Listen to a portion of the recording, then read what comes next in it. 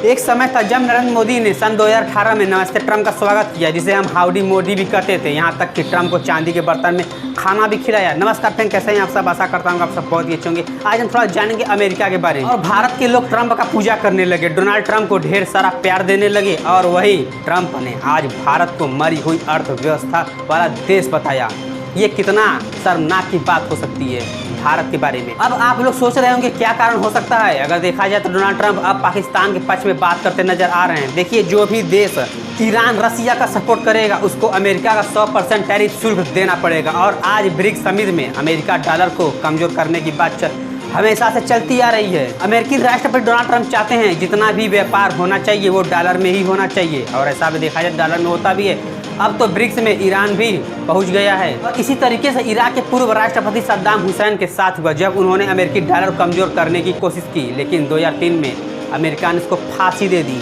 यानी अमेरिका चाहता है कोई भी देश अमेरिका को कमजोर करे, अमेरिका उस देश को ही कमजोर कर देता है या भारी टैरिफ शुल्क लगा देता है। और ऐसे में देखा जाए तो भारत और अमेरिका का ट्रेड व्यापार काफ़ी बहुत कम है। वही भारत के लोग अमेरिका में रहते हैं। अभी हाल ही में अमेरिका में 1700 भारतीयों को अमेरिका ने बाहर कर दिया, यानी अपने देश से निकाल दिया। अमेरिका ही एक ऐसा देश है जो किसी का सगा मित्र नहीं बन सका, चाहे वो इजराइल हो या भारत। अगर आज भारत ब्रिक्स समिट से हट जाए और भारत ईरान रसिया से तेल व्यापार करना बंद कर दे, तो क्या अमेरिका भारत का सगा मित्र कहलाएगा? जी नहीं, फिर भी वो अमेरिका भारत का सगा मित्र नहीं कहलाएगा।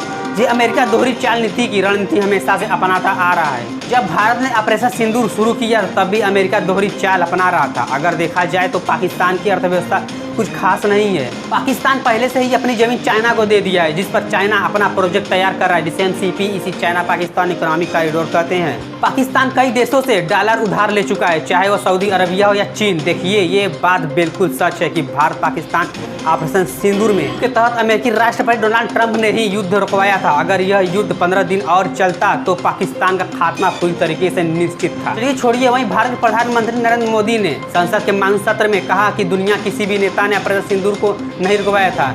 ये तो देश की जनता ही जानती है कि युद्ध रुकवाया था या नहीं रुकवाया था। वो तो डोनाल्ड ट्रंप ने अपने मुंह से साफ कहा है कि युद्ध हमने ही रुकवाया था, ये ऑपरेशन सिंदूर। अमेरिका चाहता है कि दो देश हमेशा से आपस में लड़ते रहें, चाहे वो इजराइल ईरान युद्ध हो गया, चाहे वो रसिया यूक्रेन युद्ध ही क्यों न हो गया। और अमेरिका ने पाकिस्तान को IMF से लोन भी दिलवा दिया। और कुल मिलाकर अमेरिका को ही फायदा होता है, चाहे वह इजराइल ईरान फिलिस्तीन ही क्यों ना हो। और अमेरिका ने पाकिस्तान को IMF से लोन भी दिलवा देता है। कुल मिलाकर अमेरिका को ही फायदा होता है, चाहे वह इजराइल ईरान फिलिस्तीन युद्ध ही क्यों ना हो।